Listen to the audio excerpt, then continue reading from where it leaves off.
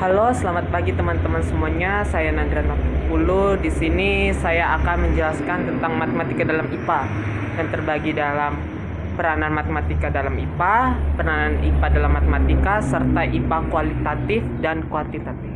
Nah, yang pertama ini adalah peranan matematika dalam IPA.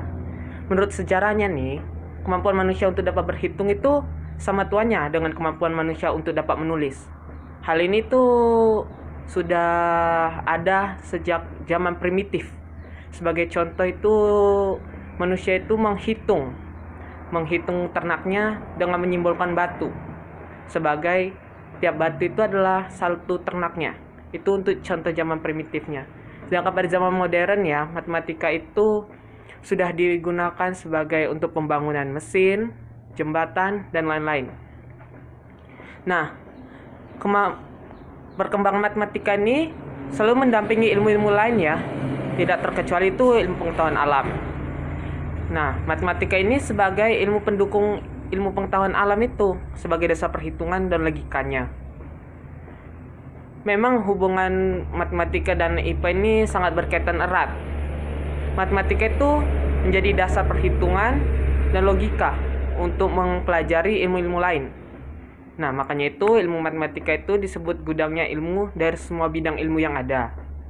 Nah, yang kedua itu adalah peranan IPA dalam matematika. Nih, secara sederhana, IPA adalah suatu kumpulan pengetahuan yang tersusun secara sistematis tentang gejala alam.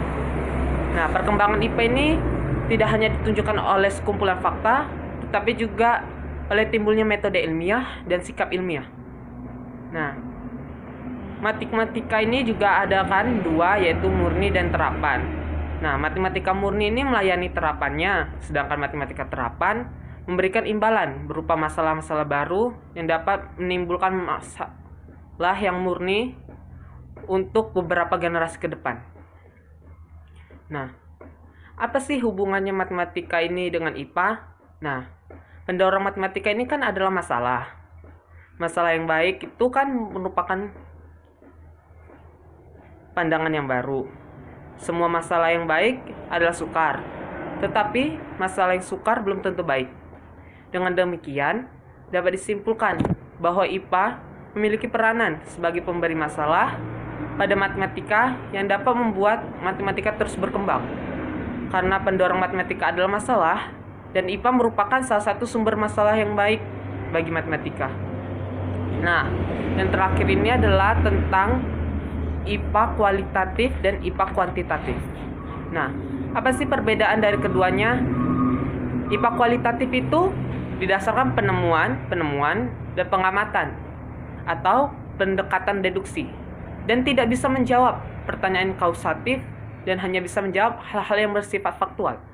Sedangkan IPA kuantitatif dapat menjawab pertanyaan yang bersifat kausatif melalui analisa matematika ataupun statistika atau pendekatan induksi. Nah, terima kasih teman-teman. Itu saja yang saya jelaskan. Mohon maaf bila ada kurang. Selamat pagi semuanya.